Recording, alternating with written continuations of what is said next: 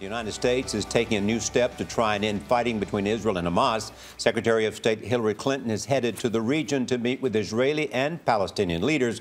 Charlie D'Agata is watching the fighting this morning in Gaza City. Charlie, good morning.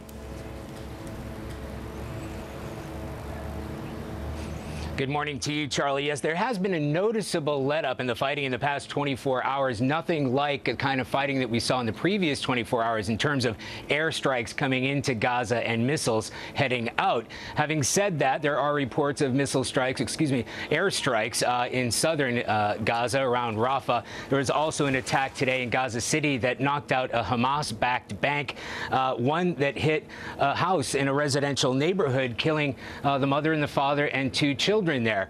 Palestinian officials tell us now the death toll has reached more than 100 people. More than half of those killed are women and children. Now, although there is a lull, there is tension in the air. We drove through the streets. Most people are inside their homes, and they're avoiding obvious targets like Hamas headquarters and police barracks. But the real concern is that there are attacks that are happening in residential areas, and they say there's nowhere that they can go.